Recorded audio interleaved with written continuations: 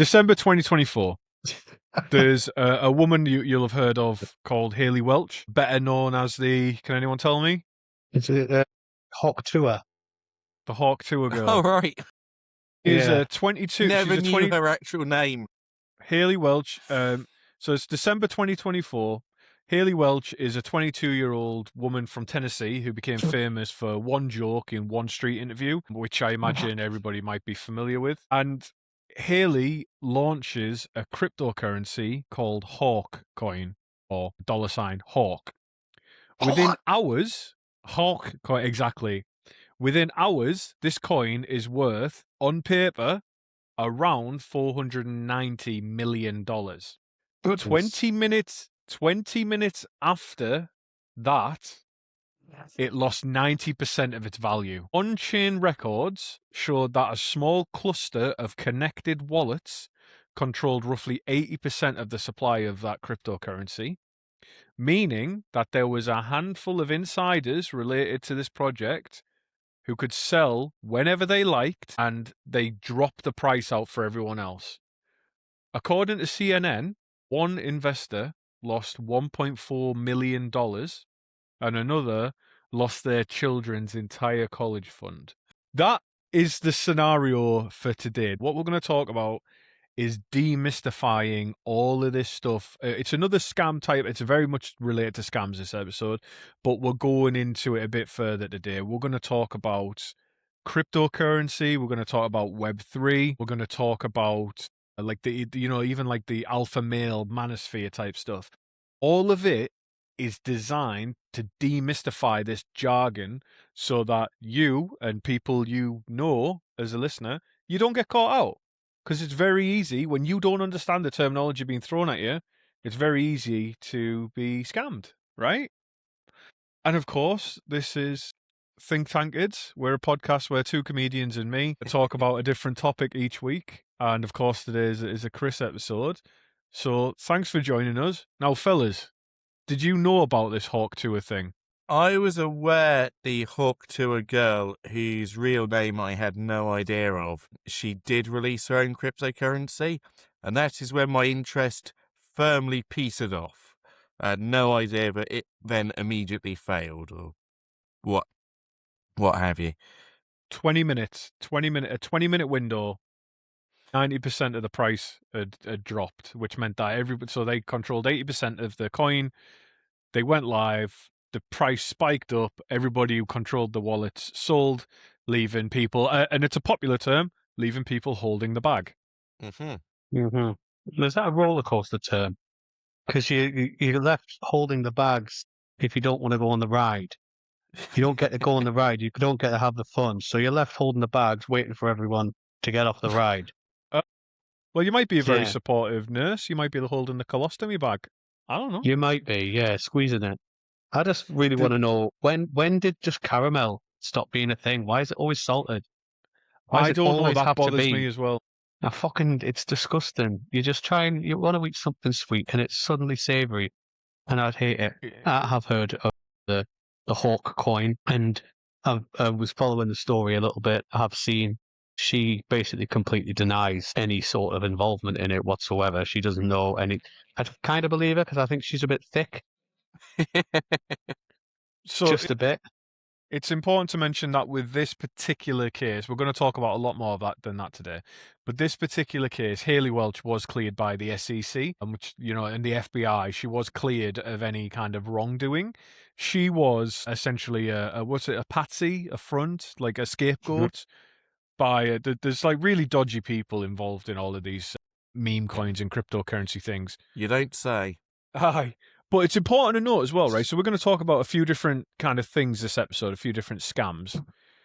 But every one of them we talk about is at least 100 years old, and some are like 300 years old. So just because we're talking about cryptocurrency and blockchain and stuff like that, it's a new way it's a new way of perpetrating an old scam. Hayley Welch is 300 years old. She's a vampire. Yes, she is. She is, yeah. So, a first question to you guys then before we get underway. So again, just to reiterate, we're going to get rid of all the fluff and mystery around cryptocurrency, around Web3, and teach you how to spot scams, how to spot grifters, how to spot people trying to take you for a ride. Do you guys know anyone who's been scammed with crypto, or even been pitched a crypto investment? Have you guys been pitched one? Or Yes. So not so much being scammed from it. I haven't heard of anyone who's had a bad time, apart from a couple of my mates got well into NFTs, and I think they got out though before the whole NFT thing just suddenly shit itself. I bought some Shiba Inu coin and made some money off it. That was nice. I think I only bought like £25 worth. And then I've completely forgot about it. And a mate, when I was in Amsterdam, who lives in Amsterdam, he said, "Oh, when was the last time you checked your blah, blah, blah?" And I had a look and it was like 600 and something pounds. So I thought, oh, I'll take that out and have a Wow. great time in Amsterdam. So that's about it. And then I haven't done any sort of crypto since then, apart from I did have an app called Pi, P-I, and that would just apparently run on the background of your phone and do whatever. And I think I had that for about 2 hours, and I thought, it's fucking stupid, this. And I got rid. Mm-hmm. That's that, though. Yeah, fair enough. What about you, Ian?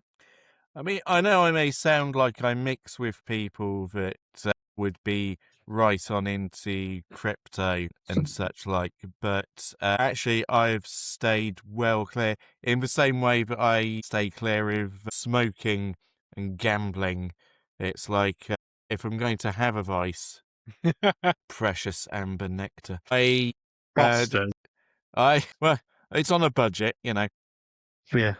I'm wiped out from that York trip, believe me. Oh, Let's not get into that. I think we But- should talk about that at some point. We should have a break in the middle of this Sure. if we're getting too Web3'd out, and we'll just quickly talk about what the fuck was going on. The point is, I've maintained a healthy skepticism of crypto. It's lovely to hear that your 25 quid turned into £600. From what I gather, you're the exception that proves the rule, because Yes. otherwise it sounds like a complete I'm bad with real money, so Yeah. fake money in the that you don't necessarily have ready access to would be a terrible thing for me to get involved with. And because I very much connect it with NFTs, which Mhm. 100% a scam. Like, I can't see how anyone could actually get They're involved dead in in. They're, but yeah. but you know, who wants a picture of an ape drawn by the guy from Gorillas? But you'd anyway. So if we're getting to NFTs, I'll have that rant there. But no, I've stayed well away. Fair enough. Well, we're going to find out as well that one of the reasons that these things keep scamming people is because of people like Nathan. It's a lottery that people win just enough to keep you coming back. It goes Mhm. into FOMO, which we're going to talk about. So we've got Ian, the skeptic, stuffing paper money into his mattress, essentially, filling his socks with coins and cum, different socks. And then we've got Not Nathan. really. Oh, right. Oh, it tastes like pennies. This is the penny sock. Yep. And then we've got Nathan, the unicorn. Like the bisexual girl that meets a swinging couple is what Nathan is to crypto bros. He benefited from it and then got out. Okay, I all right. didn't So just benefit from it and get out. I got in, forgot about it, did absolutely nothing, and then still somehow benefited from it and then fucking ditched. I have been, to answer the question myself, I've always been ridiculously skeptical of cryptocurrency because, again, it's that I like the philosophy of it. Decentralized currency that can't be really manipulated in the same way that like other currencies can. I like the underlying philosophy of it. And the guy who made Bitcoin, nobody knows who he was or who they were, for John example. Bitcoin. Well, might as well have been. Yeah, it was very, very, very fascinating, that. But, okay, right. So we'll come back to the cryptocurrency stuff in a bit, because that is a big part of this episode. But another one that is quite easy to dust off and kind of get out the way quickly is this Web3. This isn't as big of a thing as you'd think it would be, but it's blown out of proportion by scams and scammers and grifters and tricksters and flim-flammers and all those lovely words that in the very first episode of this podcast you learned. Flim-flam. This is We've just come a long way. Yeah. This is just another way of doing that. So Web3 is the proposed evolution of the internet. Web 1 was read only, right? Which was roughly 1991 to about 2004 when Tim Berners-Lee publishes the first website at CERN. So this is early internet where it was static pages. You can read them, but you can't interact with them. So does anyone remember the Westboro Baptist Church website, for example? That's a good example of Web 1. It was called godhatesfags.com. And it was read only, and it was just this diatribe of hate, and it linked off to other websites like God Hates Eminem and stuff like that. Like they bought up all these domains Web of God rings. Hates. Sorry? Web rings, where a website would link to other related sites in a kind of ringed group of like-minded, in this case, hate sites. Yeah, so pretty much, yeah. Why does God hate M specifically? I can't remember. I used to go onto these websites in IT when I was in secondary school, and then I'd leave it open for the next person to use the computer. And that was, and it's amazing that I now work in cybersecurity because I was shit at IT at school. I fucking hated Excel. I still do.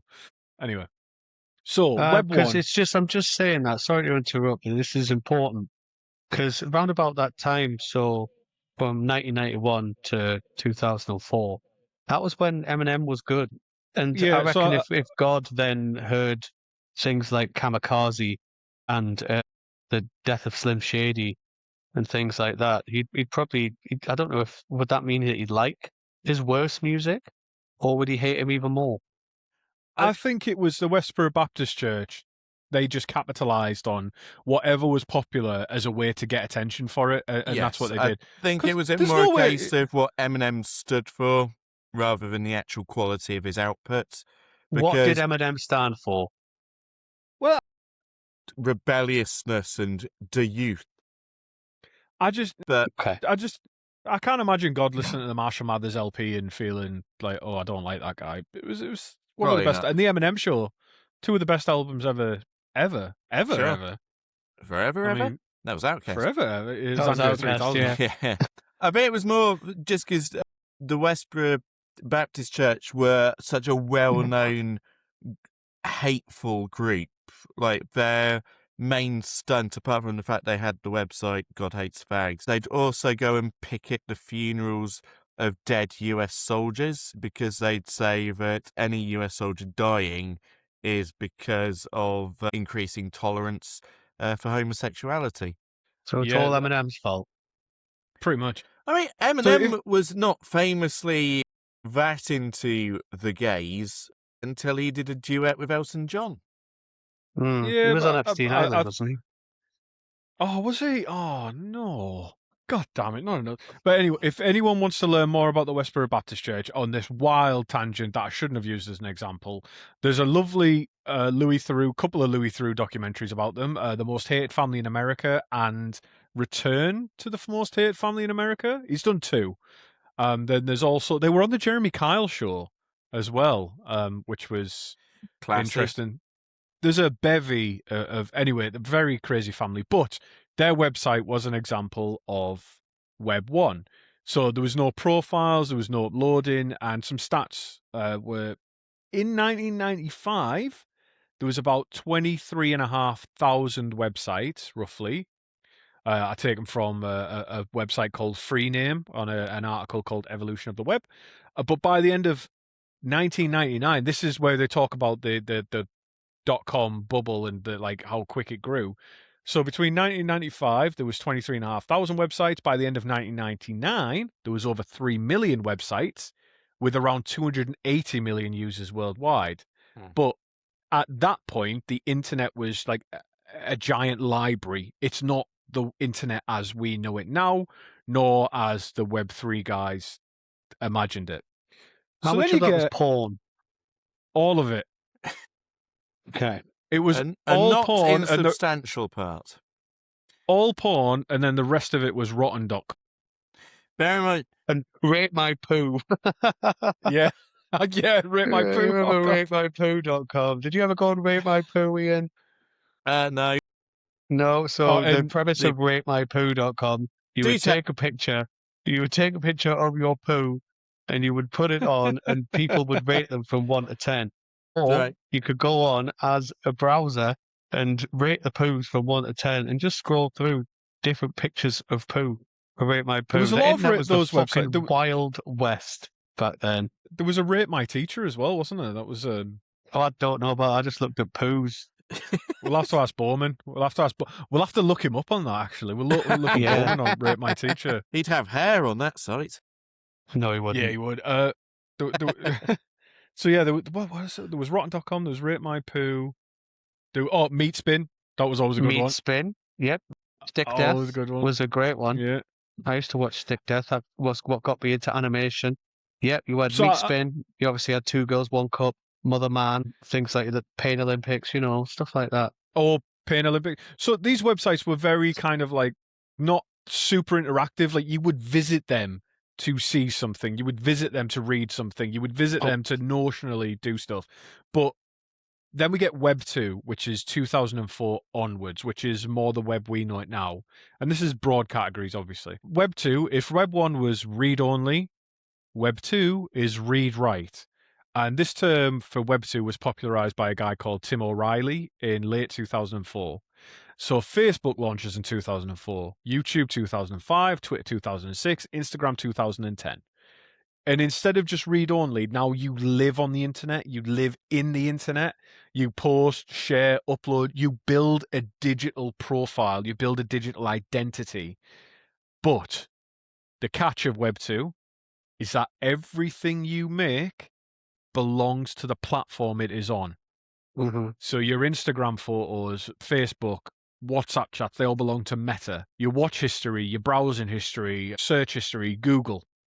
And it's a handful of giant tech companies that own the infrastructure and they sell ads based on your activity. So that is what Web 2 was. Now, in 2014, there was a new concept that was put forward. And this is the current usage of the term Web 3, which is read, write, own. And for anybody who's listening who has any notion of IT permissions, you're like, oh, read, write, own. But the term the term Web 3 was coined in 2014 by a guy called Gavin Wood, who co-founded Ethereum, which was another very famous cryptocurrency. And he described Web3 as a decentralized online ecosystem based on blockchain. And I'll come back to what blockchain is in a second. But the pitch is this, right? Instead of Meta, Facebook, whoever, owning or storing your followers in their private database, you would instead have a digital wallet for your digital identity. Your followers on Facebook, your posts on Instagram, your tickets from Ticketmaster, your in-game items for like MMORPGs, they would all live on a blockchain that nobody controls as tokens, and you can own them, but you can, more importantly, you can sell it to anyone else. And the trust in these big companies becomes instead a trust in computer code, essentially. So does that make sense? The idea that instead of the big companies owning it, you would have a mechanism where everything to do with you on the internet, you would own it instead. Yeah, that would make more sense. I don't know if I'd want to own what I do on the internet. I don't want a wallet that just says there's different pictures of celebrities' feet and things like that. Yeah, true. I do think that we know we'll have made it if we're ever on WikiFeet. Yeah. No, I don't think I'd. Well, you can still be on there and have low ratings, can't you? Yeah. I'm not going for a high so rating. I just just want to want be to on be there. there. Yeah, just want to be there. Honestly, like and rate our Spotify followers so we can get on WikiFeet. Who do you think's got the Please. nicest feet between the three of us? I think it's Ian, because I don't think he's done a day's work in his life. Well, with my feet. Manual work. Yes. I drive forklifts with my feet. So, I mean, I've got pictures out there of me walking around in the woods barefoot all yes. day. That hurt by the end. I was very tired. Really? Yeah, of Oh course yeah, it yeah. did. I was dressed as a hobbit, so I was barefoot all day. I commit to the cause, man. No, I'm more so surprised that walking around barefoot in a forest would hurt. That wasn't the worst bit. Like walking over the stones and that. Like eventually you got used to it. The worst bit was it was 29 degrees and there was a slanted bit of metal to go into one of the tents, and I accidentally stepped on that, and that genuinely burnt the bottom of my foot. Like the rest of the day was throbbing. Like I'd actually burnt it. So that was silly. You could pretend that was like Mordor, you were heading into Mount Doom, because I reckon that was hot on their feet. Sorry to talk Little about bit. Middle Earth again without permission. Is it too early as well, or too late, sorry, to say that Eminem was not in the Epstein files? I made that up. So Thank God. Good. I thought you were talking about Fuck it. Elton John. No, he wasn't either. God, good. Okay, fine. Good. Some good fucking news. Right. Exactly. What is the block? Does anyone know what the blockchain is? I've heard of it. I've never heard a definition of it. Yeah, Okay, right. I've tried to understand what it is when I was first getting into it, but it just I just couldn't get it. So a blockchain is very simply, it's a record book of what somebody does. But the difference is, instead of one person writing it down, or one computer or one server noting that, oh, okay, Ian owns this, Nathan owns that. The idea of a blockchain is that thousands of computers around the world each hold a copy simultaneously that all match up. So when a new entry is added, like say a payment on so let's say you send cryptocurrency, for example, when a new payment is added to the blockchain, all the computers need to agree on it together. So that means that nobody controls it centrally. And because everyone has a copy, you can't change it. It can't be changed secretly. Or you can't go back and spoof old entries. You can't say, oh, you can't falsify it. So in the best way to think about it, the blockchain is like a spreadsheet that nobody owns, but everybody can read it. So everybody can look at it. Nathan says, I've got 10,000 Bitcoins. Everyone can look at that blockchain and look at the spreadsheet and say, no, you don't. That's false. You can't go, Nathan can't go back and add a few extra zeros, even if he had access to it, because every other computer in the blockchain needs to agree as well. So it's just fully decentralized. Instead of one I wouldn't, if I had 10,000 Bitcoins, I wouldn't be talking to you fucking losers. That's for sure. Yeah. Famously, there's a story of someone bought 2 pizzas with 10,000 Bitcoin. Yes. Before Yeah. Yeah. He thought, this is great. I've got pizzas from this. And now look at him. Fucking nerd. So very simply, a blockchain is thousands of computers that all hold a record of whatever it is. Run a record of a token. And a token is just a unit of something recorded on a blockchain. Blockchains record tokens. Token might represent a currency, it might represent an in-game item, it might be proof of membership, or it might even be the right to vote in a particular organization. It doesn't matter what it is, it just, as long as your token's on the blockchain, the proof of ownership is recorded and it can't be changed and the value can't be messed with. And that's where I agree with the philosophy. It's all decentralized, so big companies can't mess with it, or people with agendas can't mess with it. Mm-hmm. Does that make sense so far? Yep. Yeah. We all good?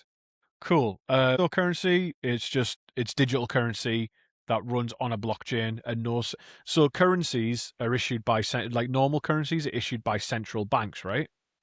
That's how like regular money is issued. The Bank of England controls the interest rate, for example, that dictates money in our economy. On a blockchain, doesn't do that. Digital currency doesn't really work like that.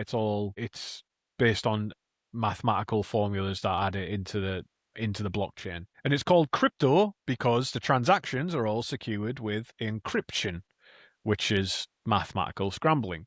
So we've got an okay understanding of what these things are now. So Web 1, read only. Web 2, what we're living in now. We're on the internet, we're living in it, we've got digital identities. Web 3 is, instead of all these big companies owning that, we own our identities, we take it with us wherever we go. But as of June 2026, that hasn't really happened in the way that anybody kind of thinks it had. What's really important is that there are bits of Web3 that work, but it's really kind of niche financial background stuff that we'll never see. So, do you know, in the same way that for anybody, any of the nerds listening, TCP/IP is a protocol that the internet is based on, essentially, right? We'll never interact with that in our day-to-day lives, but it is foundational to the internet itself. But us, as consumers, are never aware of it or care about it. That's kind of like what's happening with Web3. There's no consumer revolution that's arrived. We're not carrying around our identities in the way that these grifters and these like scammers tell us that we would be. NFTs were a big example of this Web3, that you would own it. But what actually happened is the NFTs only had value when people believed they did. As soon as the hype died down, NFTs blew away like a fart in the wind. They were gone. Because when you own an NFT, you just own a token saying you own that image. You don't own the image itself. I could still download a picture of that monkey and do what the fuck I want with it. Yeah, that was one Doesn't of my matter. favorite bits of that was watching people argue with people who had NFTs by just Mhm. copying and pasting their own image and saying, I have this now. And Yeah. the person who owned the NFT would try and argue so much. And it's like, yes, you can have all the jargon and the gibberish that you want. I still have this image saved in my phone. I've It got the is still mine. token. I've got the Yeah, token. I've paid it's mine now, bitch. £29,000 for this picture of a monkey.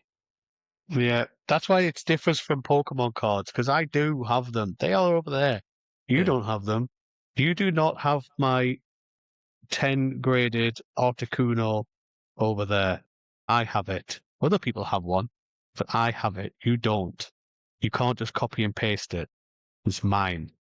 Yeah, it's a physical asset. I mean, only 10% of all money in the world is printed, right? For example, that's like a figure that gets pulled out. So these things only have value because we think they do, and they're on. But our currencies are backed up by a central bank. NFTs didn't have that. There was no central backing. There was none of that, and it only had value. But though, because like as you say, no, if someone doesn't give a fuck about it, it's worth nothing to them. It's worth completely nothing. It is, once again, going back into Pokemon cards. If I was to grab one of my sealed boxes and took it into a local one-stop, and I said, hello there, kind sir, I would like to buy 50 lottery scratch cards. Here is a box of Pokemon cards. And to the old man behind the counter, he'd go, what the fuck is wrong with you? Go away. I don't want your So shit. I'll give you an example. So Jack Right. Dorsey, the guy who set up Twitter, his first tweet, the NFT of it, was bought for $2.9 million as of 3 years ago. Valued at less than $4. Good. So I'd Fuck 'em. I'd buy that. Yeah, It's I'll like, buy 'em just in I'd buy case. that. It's like, thanks, mate. How much did you buy it for? What? Ha! You were mugged off, weren't you? It makes me think Yeah. of, this isn't a genuine thing, but you guys might be a little young, I suppose. But Tom from MySpace, there's Yes. like, because obviously the famous picture of him is just like turning around, looking over his shoulder, and Yeah. then Sure, like as soon whiteboard. as MySpace was bought, it's like there's like a picture of that developing down to show his full body with like 2 suitcases full of money, going, "Bye, losers." And that's the thing, because you Yeah. never heard from Tom from MySpace again. I saw one very like catty comment he made where someone had called him shit, and he was like, "Yeah, I sold and I retired with millions, while you've got to ask your boss for half a deal." Look, Tom was my first friend, and he was always there for me. No matter how many times I got banned, and no matter how many times I'd have to make new MySpace pages, he was always there to welcome me back. Of course you got banned from MySpace. That doesn't surprise me in the slightest. through scamming on Neopets. Yeah, I was going to say, like, he was talking to Tom while he was upstairs in that pub, reeling in the Habbo Hotel. Damn right. Yeah. The fucking head on that. Jesus. So, yeah, we've had a couple of visual treats for our for video our audio watchers. listeners. Yeah, Nathan just pulled his cock out and he refuses to stop stroking. It's pretty bad. Foaming smeg on the end of my bell end. Continue, Chris. Yeah, he calls it a mushroom toasty. It is. I'm going to call it Web3, but what I'm actually talking about is this whole sphere around this, like the future of technology in cryptocurrency and blockchain and Web3, like all of this. It's a very particular type of grift. So why does this work? And there's 5 ingredients to it. Ingredient 1 is, and Nathan is ingredient 5, by the way. Ingredient 1 is that payments are irreversible, right? If a scammer takes your card details in a normal one, like an Indian fella phones you up, tells you he's from Microsoft, right? You pay for support, like we covered on the first scam episode. Sorry, you're not just being racist. No. Why did you have to say it was Indian? Can we change it? Because, well, a Nigerian? Like, what do you want me to say? Like, the overwhelming amount of scam call centers are in India. Overwhelming amount are in Nigeria as well. So, Czechoslovakian scammer. Czechoslovakian people are perverts, and that's based on my own professional investigations. You've told this. No, this is from last week, Ian. Okay. This is a hallmark of it. You've heard this story before. This is a new person from the same country from last week. I'm just going to go off tangent here. Yep. So I work in the cybersecurity, and I work in a particular part of cybersecurity called insider risk, which deals with threats from within, right? That's a big part of what I do. And I put a control in place recently, which flagged up several events, and I was like, oh, what's going on here? And I looked, and there was a contractor working for my employer who used his company-issued email to sign up to a website called bootyaffairs.com. Yeah, the starfish marks the spot. Yeah, you've got it all wrong, matey. It was disgusting until I looked up. I was like, who the fuck's doing this? And I saw that .cz domain, and I was like, oh, that explains everything. I told my manager, and I was like, oh, I've got one of these again. And we were he was laughing about it. And before I told him who it was, he was like, it's not from Czechoslovakia again, is it? But Q, yet again, very uncomfortable conversation with HR where I have to go through what this website's for and what other things has this person been doing. So a completely different person to the other stories I've told you. But anyway, so going back to it, an Indian person phones you up on the scam call center because that is a very well-known scam within India. And the point being, you pay for something fraudulent and you realize. So you can phone the bank and reverse the charge. The fraud team will investigate, and you will get your money back, or the bank will take the hit, right? That's generally how it works. Crypto does not have this. There's no chargebacks in cryptocurrency, there's no fraud department, and there's no phone number. Once your token on the blockchain moves from your ledger to the scammer's wallet, they're gone permanently by design. Cryptocurrency is a great at being anonymous, and you can see where it's gone, but you don't know who's attached to that wallet, so there's very little you can do. So every crypto payment, if you ever do make one again, should be treated like handing cash to a stranger in a car park, right? That's essentially what you're doing. Nathan? I know I'm not interrupting for once. Is that why crypto is used for so much dodgy shit? Is that why, like Telegram went back into Telegram, like, previously, if ever there's dodgy things I've read online and seen documentaries on and things like that where people have been exchanging for certain things on Telegram, it's always been through crypto. Is it because it's so difficult to find out where the money's gone? It's easy to find out where it's come from, but to find out where it's gone is fucking nigh on impossible. Exactly. You can track payments, don't get me wrong. You can track them, but finding out who's associated to that, you can just see a wallet ID. You can't see who that's associated to. There's an example of, I can't think who it was, but there was some kind of scam ring where they only realized what company it was coming, country it was coming from, because they happened to have two investigations going at the same time, where at the instant they made the transaction, they saw corresponding IP logs from that company flag up during something else. And it was, and that was like FBI level type investigation with all of their resources. So day to day general stuff, like small scale stuff, it's nigh on impossible to track. So it's a double-edged sword. It's private by design and it's anonymous and it's decentralized by design. So you can't falsify it, and so it's only real stuff that's moving around. So it's very hard to do fraud with the actual cryptocurrency. But as usual, the weakest part of any system is the humans. So tricking people to give you cryptocurrency is relatively very fucking easy. So that's ingredient one, right? Payments are irreversible. Payment two, and we're going to talk about this in a bit. Anyone can mint the money. So, like I've said, we've got central banks that issue currency in normal society, right? With the internet, now creating a token costs pennies, that Hawk coin, right? And there's many other examples as well. It takes minutes and it costs very little. There's platforms dedicated to it called, one, for example, is called Pump.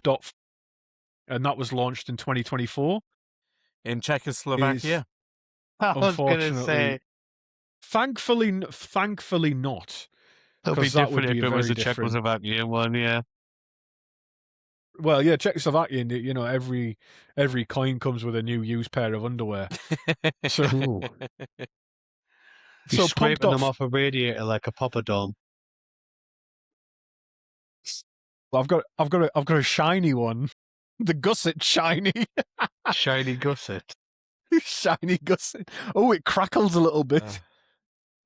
Great song. So Pump.fun. It's a good name for a band, isn't it? Shiny Gusset by the Shags.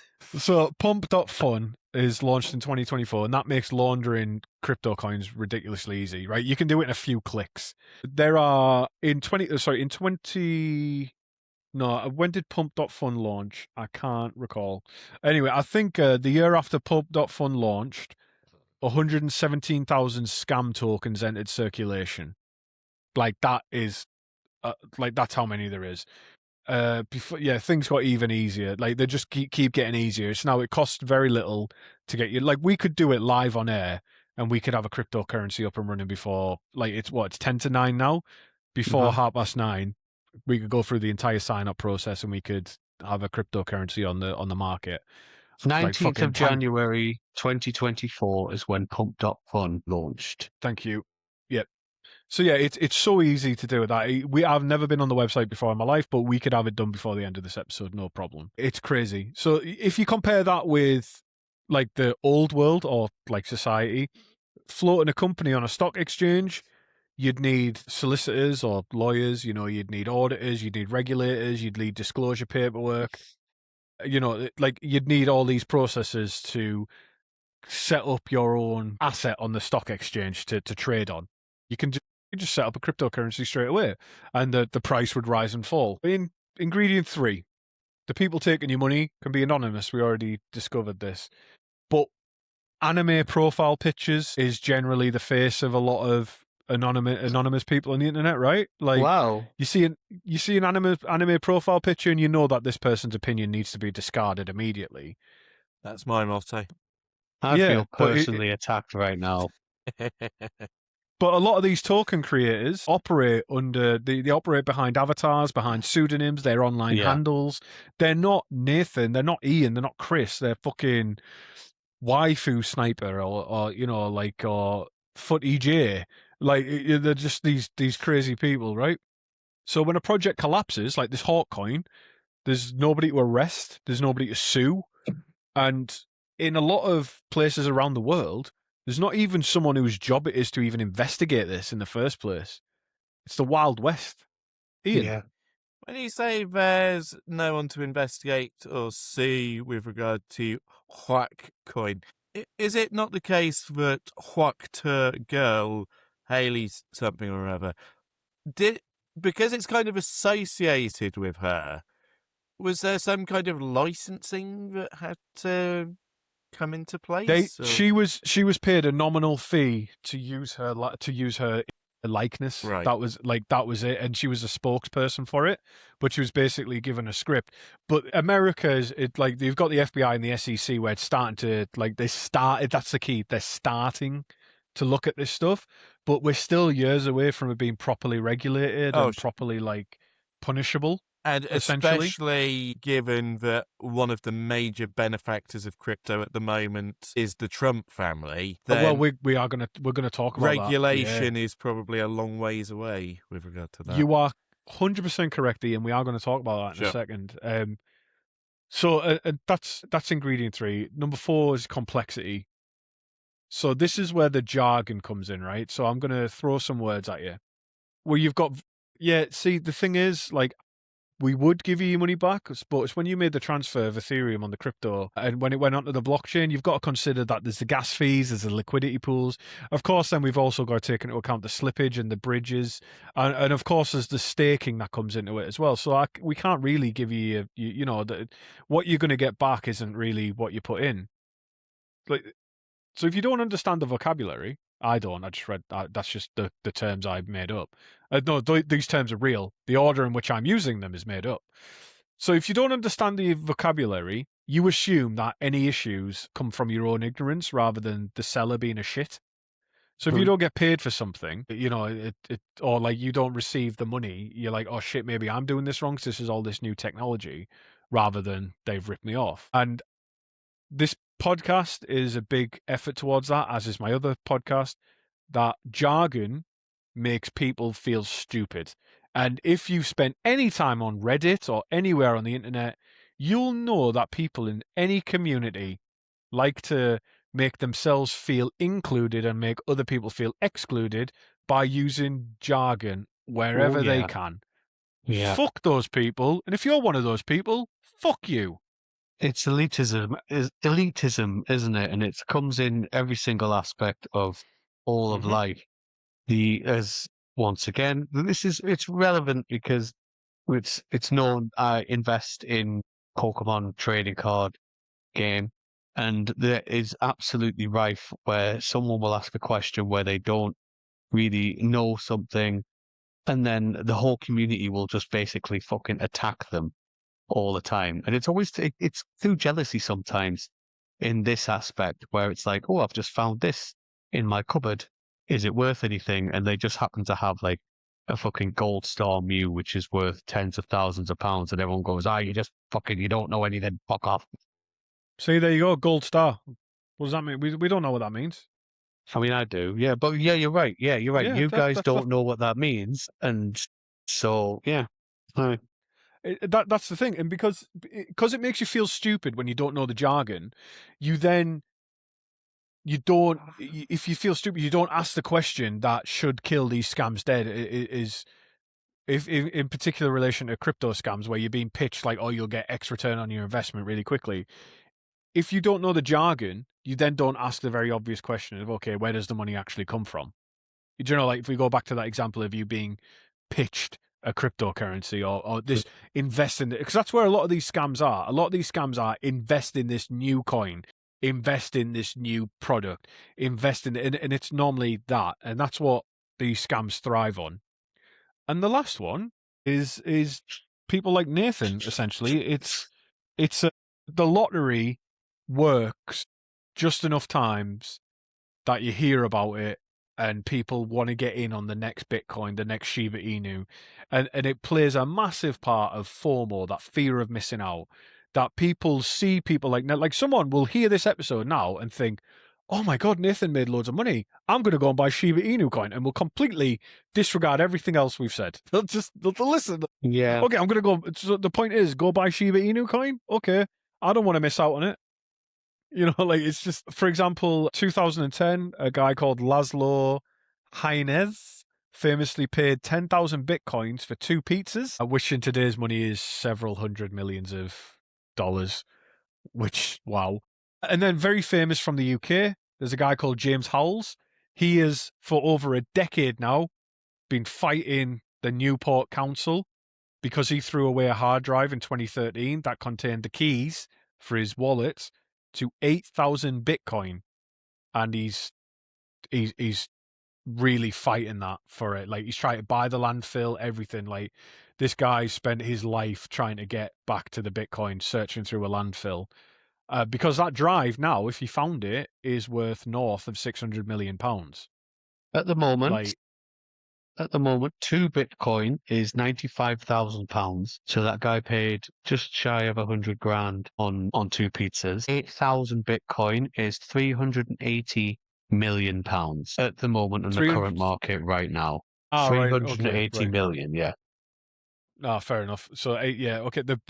These prices change very It's quickly. a lot That's of the fucking point. money. Yes, they do. It's very volatile, isn't it? How much is 10,000 Bitcoin? Sorry, 10,000. 10,000 Bitcoin. 10,000 Bitcoin is currently £475,673 354.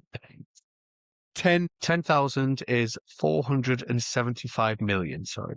400. So, okay, so he paid 475 million in today's money for 2 pizzas. That's what he paid for, like 10,000 Bitcoin.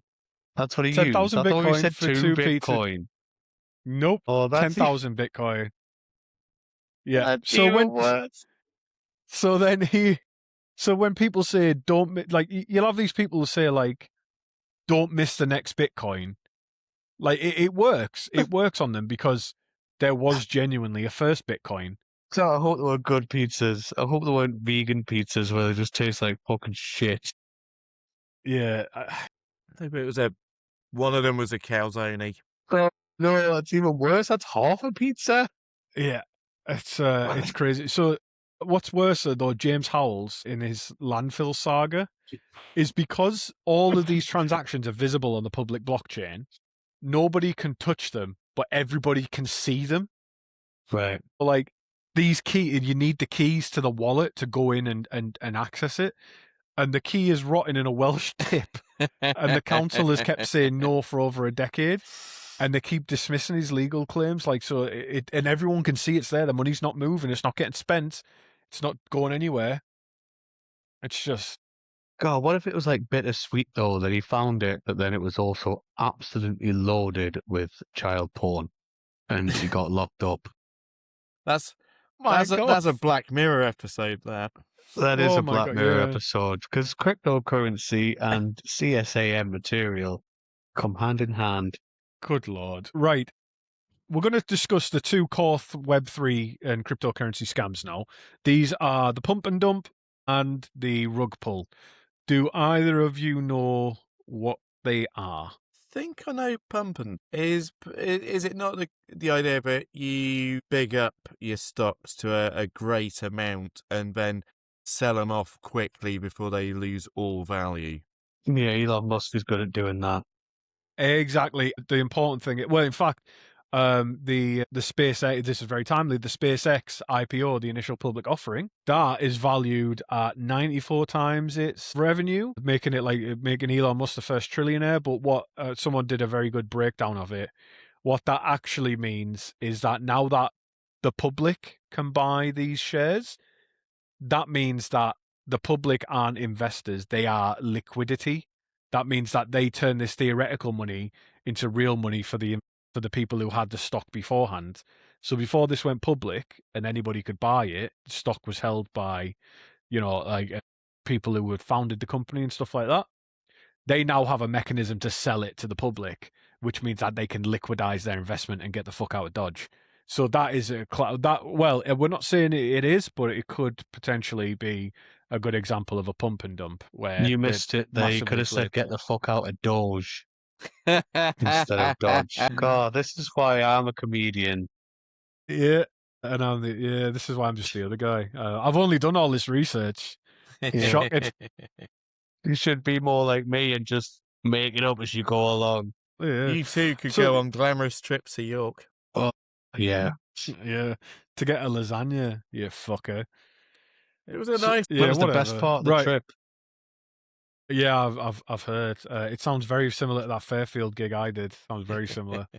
We'll have I want to derail you for 2 minutes because I think we're alluding to it, but we'll just quickly go into what it is, like a little break from all the jargon, which is I'm just overtaking what it is that you're saying. So me and Ian went on a trip with our fellow comedians down to an open mic night in York. And normally the open mic nights that we go to, they are semi professional, we'll say, like a lot of the ones that have been putting on, and they look like comedy nights. The ones we've been putting on look like comedy nights. This one wasn't. This one was a pub with a microphone and a speaker next to a main door Yes. with a lot of light coming through. The MC was this blokey, a very disabled man in a wheelchair with very narrow sight, who was telling the fucking weirdest jokes in the world about getting wanked off. That they weren't funny. It wasn't. It wasn't even comedy. And then Setting basically the there was tone. 3 people. Yeah, Yeah. he set the tone really badly. There was 3 people in the audience. It was fucking dire. Everyone else in the pub was having a great time without us. They were all doing their own other thing, just fucking enjoying. Like I wanted to be at that pool table with those coke dealers and those 2 escorts. I wanted to be enjoying my time with them, but no. So we all went up. Barely anyone got any reaction whatsoever. My jokes are all quite dark and quite crude, so when it's in an empty room, they really, really, really fall flat. It's really awkward when no one laughs about a joke about your dad telling you to take your pants off and stuff like that. It never really works. You were worried your The dad guy, might have showed up for that gig. I'm glad he didn't because it was fucking shit. Like it was so bad. The guy, the organizer, as he said, he was very. Like, I think he had like narrow vision because he would like read the paper right up close to his face. Yeah. And he decided that he was sick of one of the acts that was on and wanted to go get a pint, but couldn't see me in a chair, so he just kept crashing into me. I just had this man in a wheelchair just just constantly bumping into me. Oh, it was fucking horrible. It was the worst. Good lasagna Ian had though. Yeah, and I enjoyed playing the the regional anthem of Yorkshire on kazoo, which of course Yeah. is the Hovis advert. Yeah. Dvorak's New World Symphony. But yeah, it was, so after me was Nev, and then after Nev was, bless him, who, what we called zero punchlines guy, who was just a very nervous chap who kept on doing his routine for like the whole 10 minutes to almost no laughter whatsoever. And then the aforementioned doors from which we were all performing in front of, 75% of the way through, a couple like walked in and nonchalantly just walked past him. And he didn't Yeah. react at all. And neither did they. They didn't even God. look at him to say that there's something going on. They just Nah. walked straight past. And then he shook our hands afterwards. Why was his hand so wet? It was You can only like soaking. I can only assume that like things like that are just a kink for someone. They like they get a, like a humiliation fetish. Like Yeah. they get up on the stage.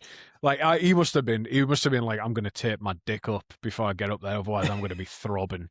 Like that's the only thing I can God. think. I knew it with was some going to of be bad these. from the moment that the MC started telling his jokes. I had my head in my hand straight away and I was loudly sighing. And I looked at Bowman, who was laughing, and I said, "What the fuck have you brought me to here? Like, this is And not. he's like, I'm used to the glitz welcome and to the glamour of road. yeah. I'm used to the glitz and glamour of like the Northeast and the Edinburgh. So The you think town you're wall. funny festival? You know the Yeah. town wall. Fuck Yeah, me, well, this place was shit. Bowman's having a lot of success recently, isn't he? So it's nice to know that he still gets humbled as well. I'm starting to think it's more like one of them blokes that tell you he's shagging all the time, and then when you look at the women that he's shagging, they're just fucking 1 out of 10. Because he's going to all these places, and the 2 times that I've gone with him to these places, I might as well be performing in a hole in Chernobyl to no one. Like it's Yeah. fucking daft. I feel you, mate. I feel you. In fact, you know what, right? You might be onto something there, because I tried to talk him out of that gig after I did the Fairfield one. And he still went, didn't he? He did. So Yeah, I think he's just a even slut. though, yeah, he is. Yeah. Good lord. Oh my god. Anyway, nice break. Please continue, Chris. We're going to talk about some scams. Two well-known scams. One is Bowman tells you he's got a good gig. Yeah, Well, actually, that would be the rug pull. There it we would be a go. rug pull, yeah. Yeah. You get invested. We It's too got late to back out invested. now. Yep. Yeah. I was miles from home. There was no way I could leave. That was the implication. It was the implication, that's right. Oh, good lord. So, Web3 and cryptocurrency, there's two scams that are very, very old, but they happen all the time. One's the pump and dump, one's the rug pull. We're going to talk about the pump and dump first. Before crypto, there was the 1920s. There was some other stuff that happened in between then, but, you know, I'm not wrong. Before cryptocurrency, there was the 1920s. Historically valid, I can confirm. And in America, there was something called the bull market, where they used to sell cows every Sunday. Mm-hmm. No, it was to do with was it like really aggressive investments on like Wall Street and stuff like that? I think that's what a bull Yes. market is, right? That's what we're in, Because they've got in the Pokemon statue, cards at the moment. We're in a bull market. right? They've got that statue on there, like the big bull on Wall Street in Yeah. New York. So, 1920s America, there was, stop me if you've heard this one before, large groups of wealthy people who formed organizations together to arrange how to make more money together. And they would form what was called pools. They would form pools together, these wealthy traders. And this was a formal agreement to hand money. They would invest money and they would hand that money to a single person or single company or single entity who would trade a chosen stock to drive the price up. Then when they drove the price up to the top of what it was going to, they would sell at the top and split the profits. So essentially it's buy low, sell high, except you control when it's low and when it's high. So the toolkit included wash sales, which was setting up fictitious accounts, fictitious companies, fictitious traders, and you would trade the stock between these entities really quickly to fake activity. Like, oh my god, I'm seeing a flurry of activity on this stock. It's going up, which would lure in real investors. That's what you were doing. And the most notorious example of this was the RCA, or the radio pool of 1929, in which a group of highly placed Wall Street insiders ran up the price of the RCA stock, which was it was radio technology. It was the hot shit of 1929, right? They took their gain. They drove the price up, took their gains, and left everybody else, ordinary investors, holding the bag and holding the crash essentially. But at the time, this was completely legal. So, I'm going to give you the figures now. In 1921, RCA, the radio technology company, was $6 a share. That was in 1921. By 1929, they had driven the price up to over $500 a share. But when they crashed it, by 1932, it was under $3 a share. So that is a 98% wipeout of that stock. They drove it right up. Now, in today's money, $6 in 1921 is $110 today. Yeah. $568 there. Just looked it up. $568 in 1929 in 2026 would be $10,200. Wow. And then the crash of 1932, it went to $2.63, which in today's money is $57. So your shares went from at the top of $10,200 to $57. If you bought in at the top, your stocks were then worthless just a couple of years later. Yeah. And that was legal at the time. Now, does this sound familiar? A coordinated insider group, fake trading volume, a hot new technology, a public whipped up into a frenzy, and finally, within 20 minutes, a dump at the top. That is beat for beat the Hawk coin that we discussed at the top. That's because she's 300 years old, like we said. We're really getting into the whole mystery of this. She's got an OnlyFans now, apparently. I wonder what she Right. does. I don't crypto advice. Apparently, it was said that it's said on the internet that she is, but I've just tried to do my research and I couldn't find it. So it's a load of bollocks, I think, or something else. Maybe not bollocks. I understand that's available on OnlyFans. It is Yeah, but Nathan.Smith balls at OnlyFans. Balls and feet. Gosh. So balls on feet actually. He's really Balls on bendy. feet. He's No, they're just- really bendy. I'm 34. They've just kind of gone down. Slight crouch at the knee, and my balls are on the floor. Yeah, I mean, Call me Ian's Goku, 41 'cause now. Ian, is it true that once you get past 40, like boxers are a young man's game, aren't they? So, are you wearing wide fronts now? Are you? I am wearing Y fronts at the moment, yes. There you go. See, it's Wow. nothing to be ashamed of. Boxers are a young man's game, and it's just if you don't want to spend your time like walking like John Wayne trying to separate them from your legs, it's what you got to do. Well, call these two Goku and Gohan because they got the Dragon Balls. Fusion. So, on with the show, right? After the crash in 1929, the Senate in America, they had a Pecora investigation, which went from 1932 to 1934. This exposed just how rigged the market had been. So, the Senate responded with the Securities Act of 1933 and the Security Exchange Act of 1934, which outlawed these manipulative practices like wash sales, and they created the SEC, which investigated Haley Welch, to enforce the rules. And Roosevelt's first SEC chairman was Joseph P. Kennedy, JFK's dad. But this was a guy who had made millions running the exact same manipulations. Of course. So it was I will the say, inmates running the asylum. the Kennedys, not always above board. Really? So whilst Interesting. an unlucky family, you could also say somewhat karmic. Yeah. Fair enough, yeah. Kennedy's Yeah, I episode? suppose. Who knows? Maybe. I'd be up for doing Kennedy's episode, yeah. I know one of Wow. them was in an asylum and others kept dying. Oh, yeah. If you did a Kennedy's episode, much like John F., my mind would be blown. Hey. I love that meme where it's like, what if his head just did that? Well, like scanners. Yeah, it was like, what if there was no shooter and his head just did that? What if? Man, It's something like, to think about. It's like Hot Fuzz. Is it true there's a point in someone's head where if you shoot it, it'll explode? No. God. So, right, we're going to talk about Wolf of Wall Street because we've got to keep Yes. going. Yeah. Got to keep going. So, regulation of the pump and dump stuff, it then pushed it to the unregulated edges of the market. So this is where Jordan Belfort comes in, right? So penny stocks, which if you've seen the film Wolf of Wall Street, you know that's where he kind of gets a big break here, is when he starts trading penny stocks and he realizes how much he can drive the price up.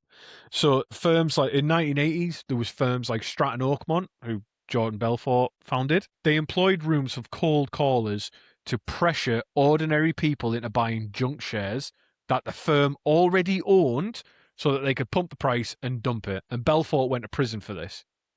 And that's why it's called the boiler room, because it was high pressure sales in these rooms. You know, that in the east to around the 2000s, it was cold calling. Then from 2000s onwards, we started to introduce email into this as well. Spam email stock tips became a way to pump and dump as well, drive up the price. And now we still have it now. This hasn't changed. We've just instead of wash sales and pools of wealthy people, instead of boiler rooms of cold callers, and instead of spam email stock tips, we've got TikTok, X, Discord, Telegram, Signal, WhatsApp groups, like anywhere you can get Neopets, the community features on Nintendogs, like wherever you can get a message to a large amount of people. Is that where you can manufacture the hype to drive up the value of something you already own and then dump it? Can you imagine, like, getting scammed through crypto because of a community feature on Nintendo? If little golden Labrador puppy told me to do it, so I invested all my money in Dogecoin. Oh, that's pretty cool. So this next one's a bit of a myth in the scam world because there's no it's not entirely sure whether this really existed. It was just a really salty bastard writing about it afterwards. But this is the rug pull before cryptocurrency. So in London in the year 1720, the South Sea Company, they had a pretty, it sounded glamorous, but they had a monopoly of trade with South America, but the trade barely existed. So it was sounded cool on paper, like, oh, we hold all the major shipping routes with South America, but we weren't doing a lot of trade with South America, so it wasn't like it wasn't much to it, right? But in 1720, the hype, bribing the right people, and the company lending investors money to buy their own shares drove the price of the shares in this company from around £128 to roughly £1,000 in like months. So in 1720 money, that's fucking crazy. But because their hype had went up that much, that hundreds of copycat companies started to ride the mania, including one of the most famous was a story for one prospectus, which was completely anonymous, promising an undertaking of great advantage, but nobody knows what it was. People invested in this anonymous, mysterious company, and then in late August of that 1720, the director sold their own earnings in this anonymous company and just fucked off. And apparently it was a guy called John Blunt. And the shares collapsed back to where they'd started. Banks failed and thousands of families across every level of society. And allegedly, Isaac Newton was among losers for this mysterious company. And Isaac Newton reportedly lost £20,000 around this time. It sounds crazy, right? And we're going to get some much better examples in a bit. But I wanted to give you the earliest example of a rug pull I could find, which was the South Sea Company drove up its own price. That happened. They drove up their own price. They lent people money to buy their shares. But one of these copycat companies literally just put out a prospectus saying, we've got an undertaking of great advantage, but nobody knows what it is. And that was enough in 1720 to get people, including Isaac Newton apparently, to invest heavily in the company before its director fucked off, which was possibly the first recorded rug pull. Wow, I actually appreciate that hustle. If you got someone who is well known as being a very intelligent person in history on board, like I would put money in that thing. Well, Isaac Newton's done it, so I'm gonna fucking do it too. Yeah, it came to us from an 1841 book called Extraordinary Popular Delusions, and historians do argue about whether it's actually true. So who knows? But like here's the main points I'm going to give you: an anonymous-ish venture, a story about future riches nobody can verify, a price driven up by hype and leverage, insiders selling out at the top, and the public left holding nothing. That is a rug pull, right? That is a rug pull, and it's fucking mental. Like it's crazy. So that also happens a lot in crypto scams and stuff now. And then I'll cover this last one very quickly because I want to be moving on because time grows short, and as usual, I've over-prepared. But well, we've taught bollocks as well. Sorry, Ian. Ian has taught a lot of bollocks. I've been nothing but sensible. Ian has taught bollocks. Honestly, But I I couldn't talk about scams around the crypto space without talking about the Ponzi scheme and where it got its name. Yeah. Charles Ponzi. Charles Ponzi. So his name became a noun. Case closed. Which is crazy. Yeah. He's Boston, which is Gangster over era. 100 years ago. Well, yeah, it's like, see? It's that era. So Ponzi, Charles Ponzi, promised investors 50% returns in 45 days from a practice known as arbitraging. Ian, you sound posh. What does arbitraging mean? I know what it means. Yes. Right. So arbitraging is literally buy cheap here, sell dear there. That's it. You're arbitraging. You travel to somewhere to, well, in this time it'd be travel somewhere to buy a product cheap, and then knowing that it's worth more somewhere else, and you go there and sell it. Okay. And he would do this with arbitraging international postal reply coupons, which was, I know, right? It was a real, but it was a very small loophole in postage pricing. So in 1920s, if you wanted someone in another country to write back to you, you could send them a letter with a prepaid reply coupon in your letter, right? They take it to their local post office and they'd swap it for stamps to send you a reply. The idea was that one coupon that was bought anywhere in the world could be exchanged for stamps anywhere else in the world. The system of how it's meant to work. The problem, though, is that this coupon price wasn't fixed internationally. The price of the coupon was fixed internationally, Right. but the value of different countries' currencies wasn't. So if you bought it in Italy, the coupon, where the lira might have been weak, it might cost you the equivalent of 1 cent in American. But if you took that same coupon to a post office in the United States, it was worth 5 cents in stamps. So you'd buy low in Europe, cash high in America. Mm-hmm. That makes sense? Now you're probably I thinking, suppose that's the problem. We still have that problem a little bit today. I mean, some people say it's a problem, some people call it a blessing. And it is with tobacco and things like that. Huh. So a lot of people will, when I was abroad, I went to Thailand and I stopped over in one of the Saudi Arabian airports, and for a whole sleeve of 200 cigarettes, it was like the equivalent of £17. And these were legit. They weren't illegal tobacco. They weren't built created anywhere else. They were completely legit, sold in the airport, proper legit shop, and it was like £17. Over here, it would have cost absolute fortune. And so, which is why they stopped people from buying bulks of it and taking it over and selling it on. I'll give you. It's a very good example. That's probably one of the, for our age group. That's probably one of the best examples because we might all remember getting going on holiday, especially if you're maybe from a working class background, going away to Spain or somewhere when you were little, getting a load of cigarettes and stuff to bring suitcases full of alcohol and tobacco to bring back for people because it was that cheap. You're right. Or I'll give booze cruise. Yeah. Oh yeah. Exactly. Yeah. Exactly. Yes. Fuck me. Yeah. I'll give you another example for the nerdy introverts among us. Steam's game pricing policy. Or is it? So it's not, well, Ian, it's not fixed internationally, right? So Steam prices relative to your geographic region. Now, that means that a game that costs £30 for me might cost £20 in South America.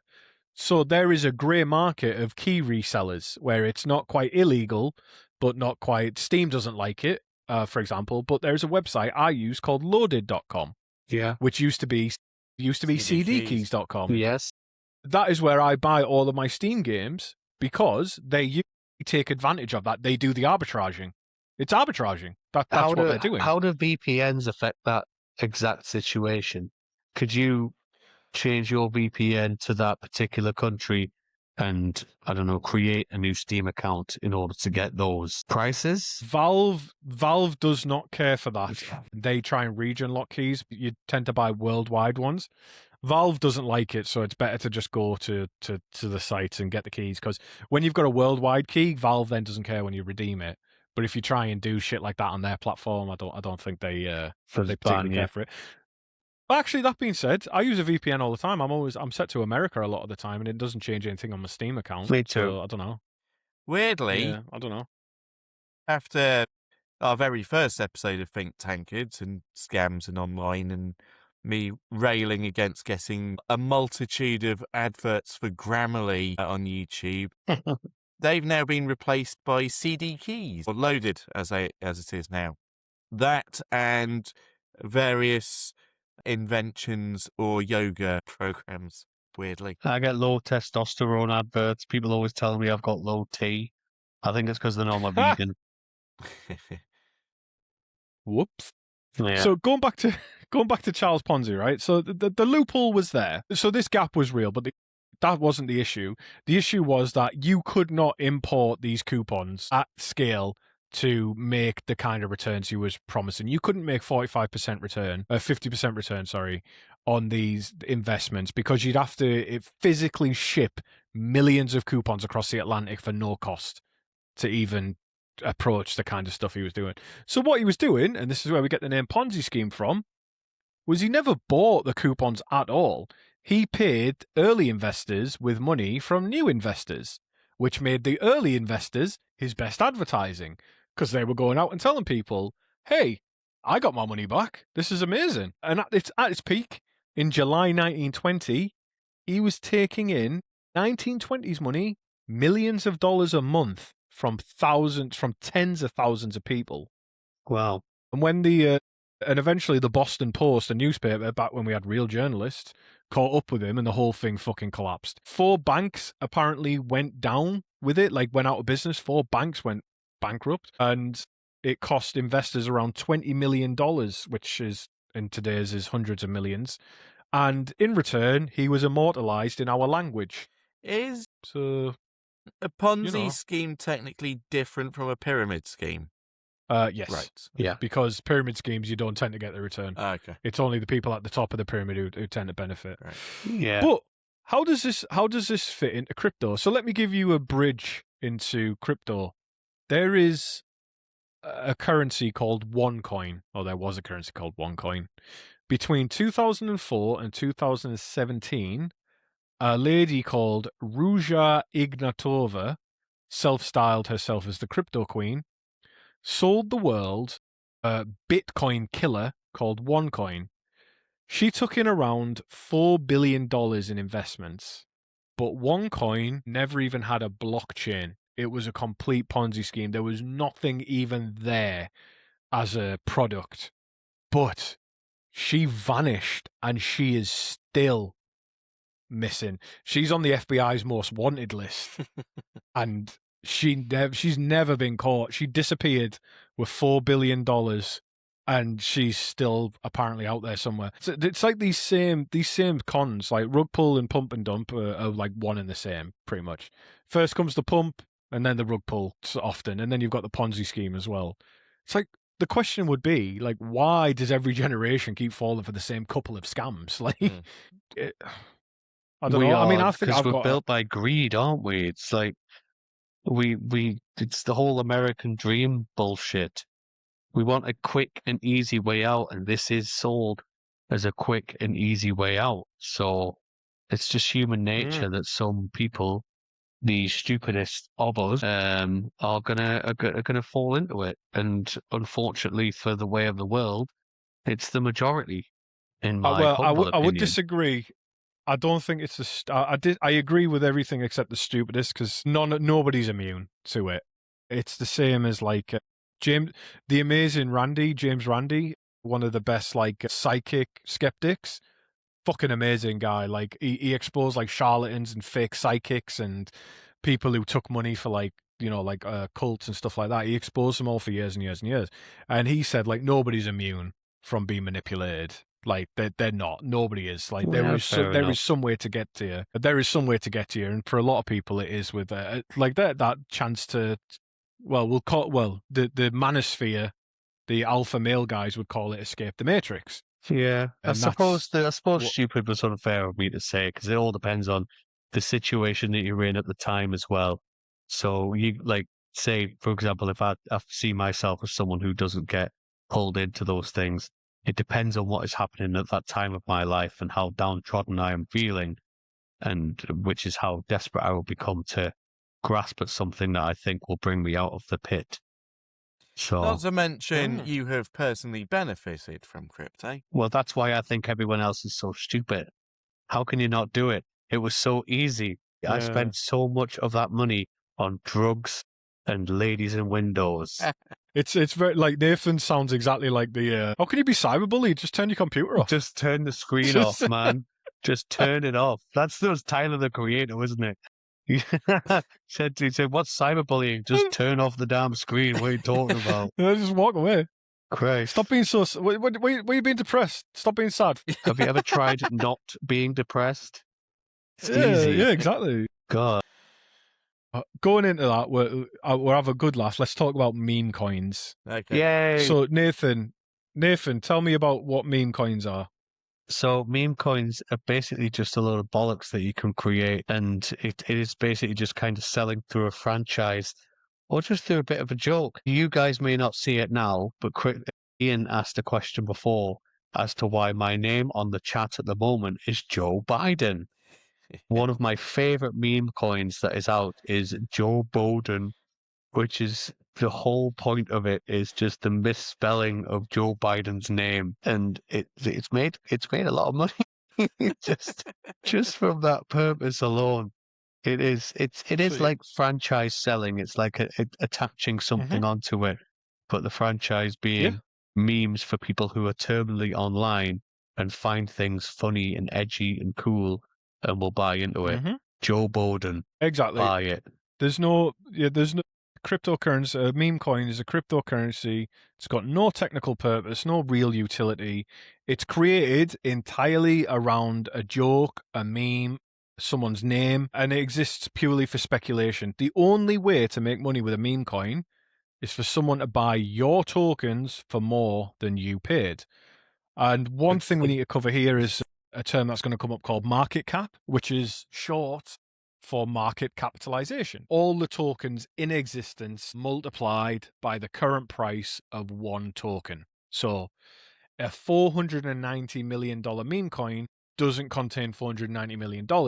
It means that the last trade implied that valuation. So it's all market cap is a snapshot. And the real money is usually a fraction of that, which is why when we saw with Hawk 2 a coin that it can go up by 90% in like 2 minutes, right? Or 20 minutes or whatever. Like it goes up and down fast. So market cap sounds impressive, might not mean as much as you think. It's just an indication. Dogecoin was the first meme coin, and that was December 2013 by two software engineers called Billy Marcus and Jackson Palmer. And they only made it as a parody of crypto speculation. They made it to make fun of people, and it was all built around the Shiba Inu meme. And the joke got away from them, unfortunately, because in 2021, helped along by the Captain Cunt Elon Musk, Dogecoin was notionally worth billions of dollars. A lot of my And friends made a lot of money from Doge. Yeah, yeah, like genuinely. it's I remember being up one night. We all took quite a lot of MDMA, and that's when we were all discussing what was going on with crypto and stuff. That's actually when I got into the Shiba Inu. I thought, oh, this is a success story. I'm going to put a little bit of money into this bullshit here. But yeah, some of them just accidentally made a fucking ton of money. It's wild. So like Palmer, one of the guys who made it, Jackson Palmer, he walked away from the project years earlier, and he's one of crypto's biggest critics. But what happened here is that when the parody becomes real, like that's when the scammers took note of it.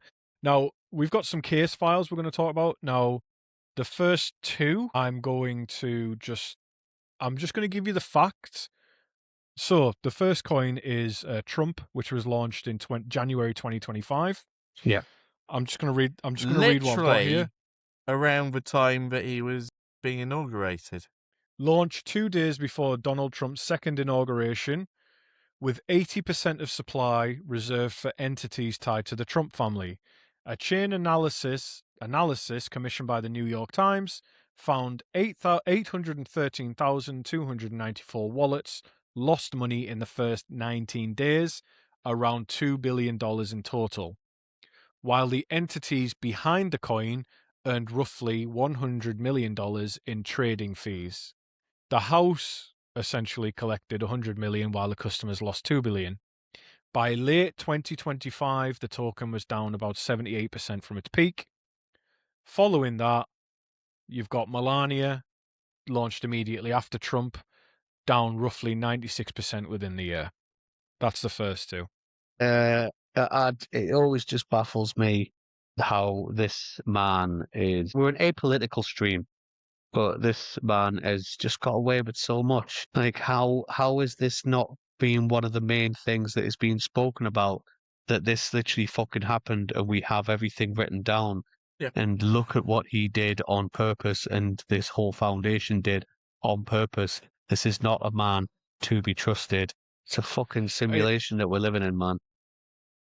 It is like, again, I'm utterly fatigued because I've completely run out of words to say what the fuck.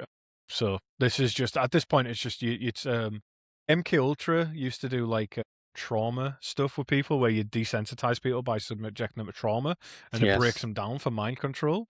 Like And I feel like Clockwork collectively, Orange. as a species, we're being broken down with these atrocities. Yeah. But Ian, any witty remarks to bring the mood back up? Trump's a cunt. Okay, right. Well, There's my wit this for next you. this I this like next it. one's also ahead. This next one's also ahead of state. So this is Libra coin. This was meme coin publicly boosted by the Argentine president Javier Milei, which collapsed in classic fashion. But now, unlike America, this is the subject of a prosecutorial investigation in Argentina. So now we've got heads of state in the. We've got three heads. Because that guy's a two mad heads of state. cunt and all. He's the chainsaw guy. Yeah. I thought So that was we've got Elon two Musk. heads of No, two heads of state Musk and a borrowed first it lady. off of Millet. Because Millet's whole thing is he was like the Argentine populace saying, I'm going to take a chainsaw to public spending. And he did. And then the economy went down the shitter. But wouldn't you know, because he's good mates with Trump sent a load of money to Argentina, US taxpayer money, to prop how up is this happening? a mate of his What was- in Argentina. Yeah. What was Israel full? Could they not accept more money? Apolitical Good stream. Lord. Apolitical podcast. So let's lighten up by talking about some filthy rich people who got more filthy richer. Let's move away from politicians and talk about celebrities. Okay. So Hopefully hate they're lovable celebrities. celebrities. Robbie Williams and the Robbie Williams coin.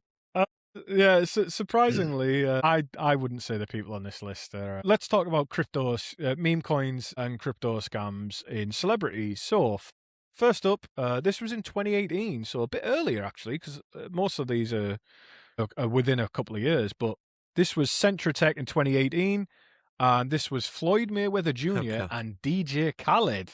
Couple of fucking idiots. They were both paid to promote Centratech, which was a fraudulent crypto firm Naturally. whose founders were convicted of fraud. Luckily, we've got a little. It's just a drop in the bucket, but it's nice to see something. The SEC fined Mayweather $614,000 and Khaled $152,000 for not disclosing they were paid promoters. Why would you trust these people? Like, Mayweather can't read, I don't know. first off. Yeah. Right? He can't. That's a fact. And have you ever tried to hear DJ Khaled speak? He can't. He didn't. He doesn't Another know what one. he's talking about. Like, why would you follow these people? Oh. Kim Kardashian, Ethereum Max. Fuck's sake. 2021. So Kim Kardashian in 2021 posted, "Are you into crypto?" ? To 225 million Instagram followers with buying instructions for a coin called Emax. She was paid $250,000 for that post. She used a hashtag ad tag, but she didn't disclose the payment or relationship. She settled in 2022 for $1.26 million plus a 3-year ban on promoting crypto assets. Mayweather appeared again in the related class action lawsuit for this, and the SEC had charged her. Now, this one, I've included it because it's pretty scummy, but like, I don't know them. Someone called FaZe Clan. That's I don't know the guy. who they Was are. he a Call of Duty dude? So it's a member of one of the world's biggest esports brands. It was a coin called Save the Kids, which was a charity token marketed as helping children, and this was targeted to an audience of children. Shortly after launch, FaZe-linked wallets dumped their holdings and the price collapsed, so it was a pump and dump. FaZe K was removed from the organisation, 3 others were suspended, and that was a pump and dump aimed at kids, which was ostensibly meant to be a kids' charity. You don't want to hear anything that has to ends with aimed at kids, do you? This guy's not too bad. Famously quite a nice fella. Logan Paul. Fucking Jesus Christ. This was sorry, I'm proper depressed. Just I know the answer to that at the end of this episode about whether you curse me or not. Crypto Zoo 2021-2022. So this was a craze for a while. Zoo wasn't in Japan, was it? This was games that earn you money. So you would buy NFT eggs, You would hatch animals and earn yield, but Logan Paul sold 10,000 eggs, but the game never materialized, and there was an alleged rug pull. Now, there is an absolute saint in this community, in this space, called CoffeeZilla. He is one of the best people to ever do it. He exposes all of these things, and he is an incredible investigative journalist. Look at some of his Listen to videos. his Like, name. no, honestly, no, I'm 100% no snark If humor, he's whatever. in the Lord's work, then CoffeeZilla, great. he is. Yep. He breaks some of the biggest stories around all this shit. But so CoffeeZilla exposed it, and over 130 investors filed a class action lawsuit for more than $4 million, as Paul promised a buyback, but that didn't appear. And he'd separately been promoting something called Dink Doink, a meme coin where 80% of the supply sat in a handful of wallets at That launch. sounds more like Are you seeing a pattern? a We're Dink seeing a Doink. pattern. Sounds more like a Russell Brand Bitcoin. Yeah. It sounds like something he's accidentally done to someone who's accidentally underage. I dink doinked a Oh, girl. I did a bit of a dink doink. Yeah. Whoopsies. Logan Paul's a and fucking these- issue, man. Like he's actually getting into the Pokemon card. He got in and he's- wrecked it. He's now in the manga space, wrecking that as well. Is he in And- there and now? wrestling. Because- Fuck that guy. He's ruining Yeah, and wrestling. And as well. wrestling. Yeah. Although, and this might salvage this particular bit of the podcast. He has torn his triceps, so he's in Good. horrible pain and he can't wrestle at the moment. Good. I hope he Good. continues to be in horrible pain, and I hope he shits himself. It's just a bonus. Now, these three names, when I wrote this down, I thought I've never imagined these three people together.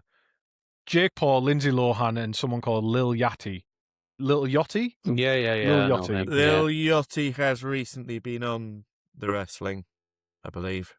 Right. Yeah. This was Lindsay in Lohan, 2023. I thought she was sorting herself out.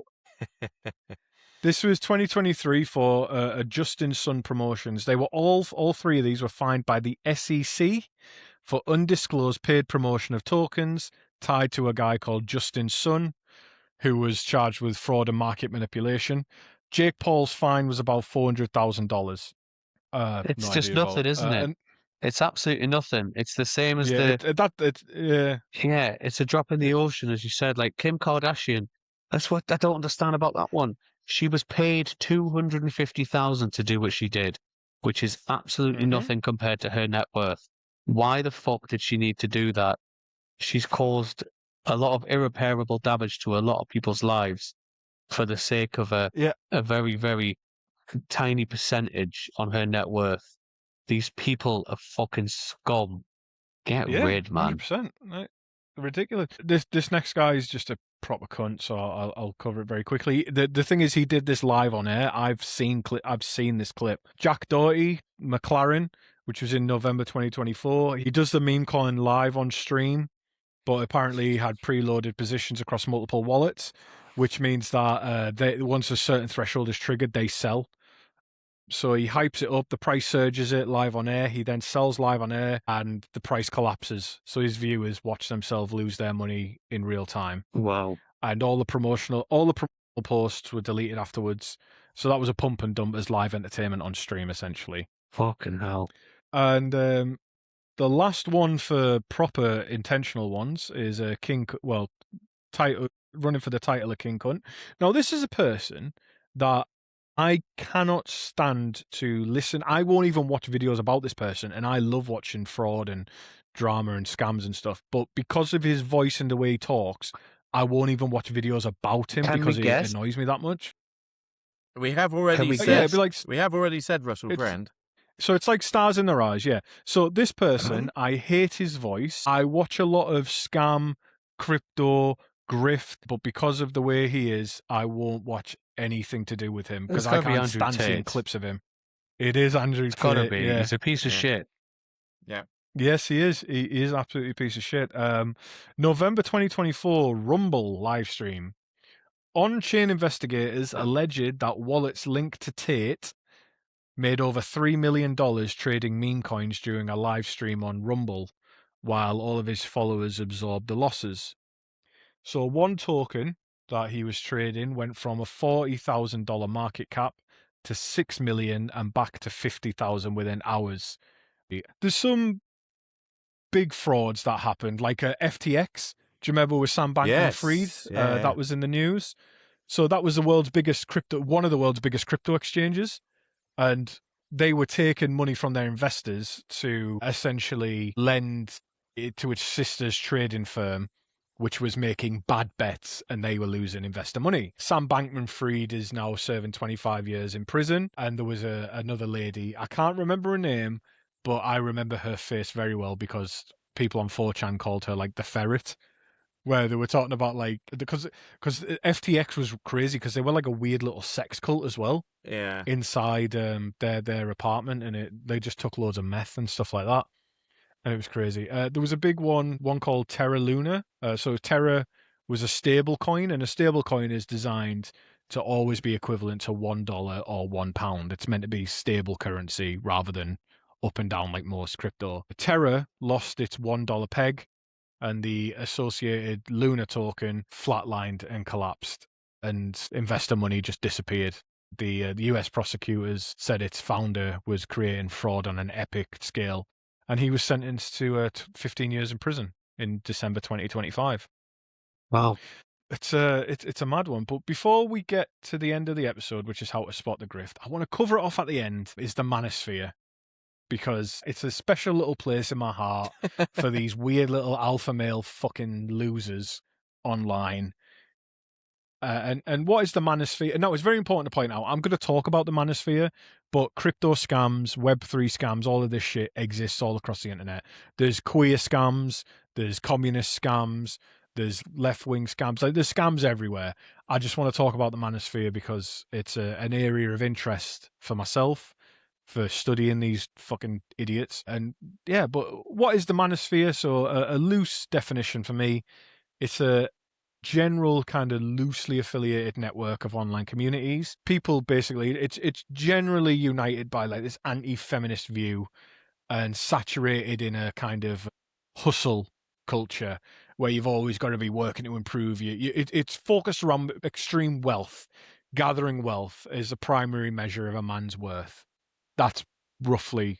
I mean, you've already mentioned Andrew Tate. He's quite a good example. He's like he's probably the most prominent face of the manosphere, and the crypto overlap there is massive, and it's not accidental because of what Nathan said earlier.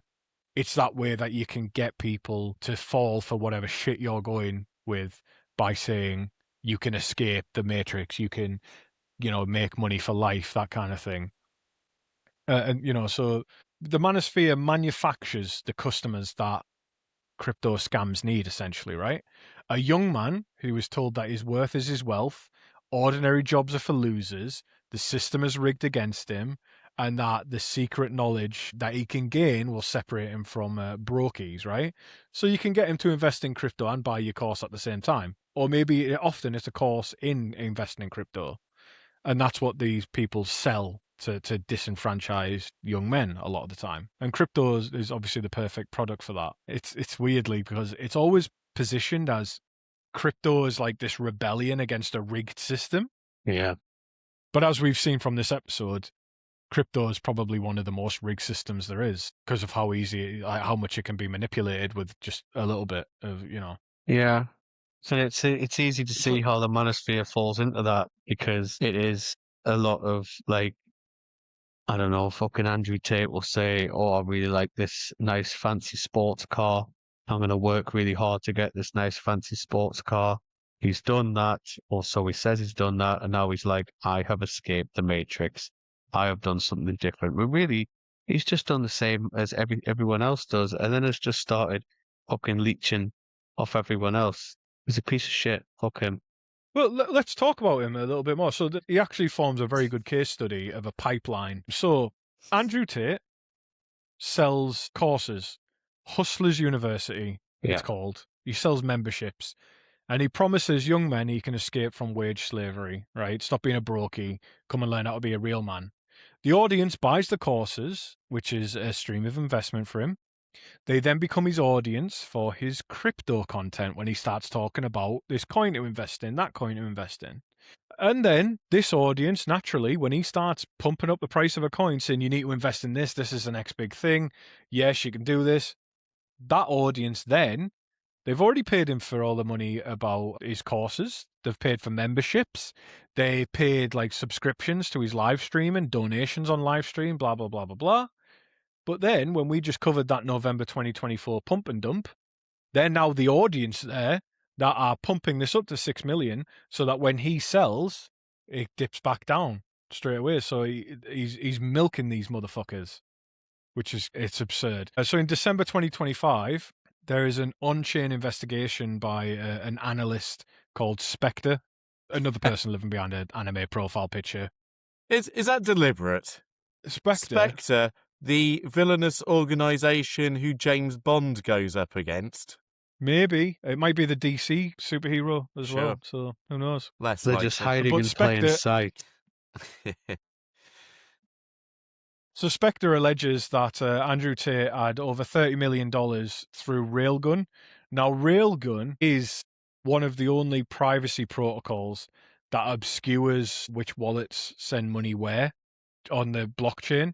So even though it's all, like, you can see the values of wallets, the actual chain that it takes for investment is quite difficult. With Andrew Tate, that 1.2 million was traceable to a Texas investment fraud case. So he was funding other scams, or other scams were being funded around the same time with Andrew Tate. It was money laundering. It was being sent all over the place. That's what was happening here. So just another reminder, if anybody in your life starts talking about being an alpha male or escaping the matrix or hustle culture or cryptocurrency, just remember everything we've talked about today. And if it's your boyfriend or if please. it's your husband doing it, just leave them. It's if not anyone worth describes it, man. himself as an alpha male, just leave them. slap them. Yeah, exactly. Fuck that. Yeah. I usually take it as alpha, So- as in like development, as in like they're alpha, so they're pre-beta, they are pre-release. Like the earliest fucking, there's so many bugs in there, like the polygons aren't even fully filled in. Like, fuck you guys. Yeah, exactly. And to finish off, I want to teach you how to spot any of the scams and all the stuff we've... So today we've discovered Web3 and the jargon around that, why it's just probably bullshit a lot of the time. Don't fucking worry yourself about it. We've talked mostly about cryptocurrency. We've talked a little bit about the manosphere. And we've also talked about, pump and dumps, rug pulls, and Ponzi schemes. All of this is most common things that you're running on the internet. So let's discuss some questions to ask yourself, or ask the person you think might be being scammed. Are you ready? Okay. Yeah. So, number one, who is telling me about this and what do they gain? That's the first question. Is it a celebrity? Is it an influencer? Or is it a stranger? If it is, assume that they're being paid to do this, or they hold a position with it, as in they're invested in it and they stand. You might be the one left holding their bag. Does that make sense? So Kim Kardashian got paid $250,000. The Phase wallets were preloaded to sell at certain triggers. First question, who's telling me about this? What do they gain? Second question, where does the return actually come from? With Charles Ponzi, it was coupons that were never bought. With Crypto Zoo for Logan Paul, it was the eggs in a game. And if nobody can explain the source of the money in one sentence, the source of the money is probably you. Yeah. Or the next buyer. If you can't see, so a tagline people say is, if you can't see where the yield comes from, you are the yield. If the product is free, you are the product. Exactly the same thing. Who holds the supply? That's our third question. Who has got the supply of this? In Hawk Coin, Trump Coin, 80% was for insiders in both cases. Dink Doink, 80% in a handful of wallets, not just one. I think the furniture started floating there when you started saying that. Hawk, Trump, Dink Doink. But what's interesting as well is... Oh shit, I said it. Interesting. This number keeps coming up again and again and again. It's 80%, which means concentrated supply means that these insiders can dump it at will. They hold enough that they're letting out a little trickle that they can then liquidate it really, really quickly. Question number 4, can I actually sell this? Some scams make it very, very difficult to sell. They make it hard to pull the money out. If you can't sell it, it ain't real. You are the fucking product on that. Mate, And if even it's though like, I earned a bit of money on the old Dogecoin, the fucking getting it out was a pain in the arse. It was fucking horrendous. I lost quite a bit through just actually transferring it from place to place to place to place. It kept diminishing the more I had to move it in order to get it to the point of getting in my bank. It was nigh on fucking they're called impossible. that's called gas fees. That's Yeah, what they are. The gas fees for moving it. fucking hell. So 5th question, is there urgency? And this is for all scams. Mhm. We talked about this in the first episode. If you hear phrases like, "Oh, it's launching in 2 hours. Don't miss the next Bitcoin." There's a countdown. There's so urgency, and as we saw in the first one, urgency, emotional manipulation, that exists to stop you thinking properly and doing the checks you need to do. If it's a legitimate investment, it'll wait. Mhm. It'll wait for you to go and do your due diligence and check on it. It'll be fine. The last 2 questions. If this goes wrong, who do I call? If it's anonymous, nobody. Consider that. And lastly, am I being flattered? Listen for the language there. If the person, if they say like, you're early, most people don't get this, or with the manosphere, normies will buy in later, or brokies won't have the courage to do this. That's Every my good fellow, you're right on time. Yeah, exactly. Yeah. You look like the kind of guy who could handle a bridge. Would you like to buy it? So it's like every con, or it makes the mark, which is what you are, or the person in your life is, they make you feel like an insider. It's like they're giving you the inside track. And remember, to finish off this episode, the last bit of advice we'll give you is the same thing we give you at the end of the scams episode. If it seems too good to be true, It is. it usually is. It usually is. Like, so just ask yourself these checklist items, and more importantly, if there's people in your life who start having this shit, like, talk to them about it as well. But yeah, that's Web3, that's crypto, that's scams, that's the manosphere, that's It's a lot. where we're at. So it's a lot. I do apologize. I don't though, because I love doing this. No, but it's actually it's very this was good. dense. Just so remember, Web3, it's bullshit, pretty much. Unless you're very deep in the financial system doing a lot of back end systems work. It's a theory. Web3 ain't It's a for you, theory bro. at the moment, Yeah. isn't it? Like flying cars. Yeah, ain't for you, bro. NFTs, you are living in the past. Play to earn games. Never been a single documented recorded case of one working. No. Anything to do with cryptocurrency, ask yourselves those questions. And that's it, boys. Well, Chris, I'm actually going to thank you for this one because as someone who has been in this situation, but blindly not knowing what the hell I was doing, it's been quite refreshing knowing that I got out before I got fucked. So I thank you for that. And that's the thing, is that like what you did is exactly the same thing that rarely ever happens in a casino. You saw an initial return, you're like, okay, cool, I'm off. I'm out now. Yeah. Because there's people who they'll have an initial return and they keep putting back in, and that's where it goes. Like there's people. I read about a story this week. Someone borrowed money on their house and didn't tell their wife to gamble it on crypto and lost. Ooh. That ain't good. And it was the wife writing about it. She was like, "What do I do?" And everyone was like, "Fucking leave him first." Yeah. It's Yeah, that's simple. But I too will thank you for this, Chris, because it's provided some much needed clarity into a deliberately opaque system of fucking scum and villainy, which is why the Trumps are doing so well on it. Yes. yeah, pretty much. You never see someone like Tony Hawk or Keanu Reeves doing anything like this. None of the nice guys. There's no Dave Benson Phillips coin, Not yet. There's a Joe Biden, but that's about it. No. So what's next? What is next for the think tankers? It's my turn. Hulk. Yeah, it is. Sorry, I got so excited. Okay. So I did initially have ideas about an industrial region of the West Midlands, and then I thought, no, I want to keep people listening to this podcast. So instead, I'm going to profile someone who is Trump adjacent, or indeed was, but thank God he's now dead.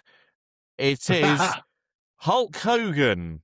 Yes, I I'm going to love talk this. about the man, the myth, the terrible human being, but the wrestling icon in all of his many contradictions, because as you can tell from my accent, I'm a massive wrestling fan.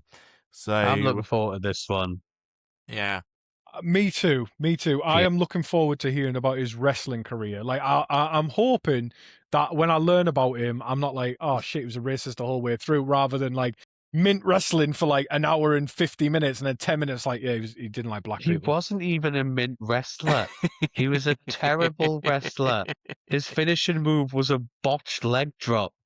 It was terrible. towards the But end, certainly. I've got so many funny Hulk Hogan stories, and I'm sure you know them as well. He's an Probably. absolute fucking lunatic. It's going to be good fun. Yeah. Yeah. I thought he was Dog the Bounty Hunter for years. You never see them in the same room, so you never know. And now you never will. No, you never will. Yes. So that then- is. So I yeah. need to go ahead and get that researched and typed up. But Cool.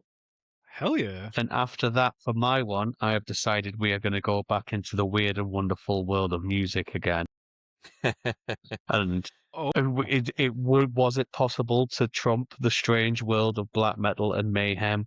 Maybe, because there was a guy called King Von who was known as rap's first serial killer, despite never actually being convicted of any sort of murder. But he was backhandedly responsible for a fucking lot.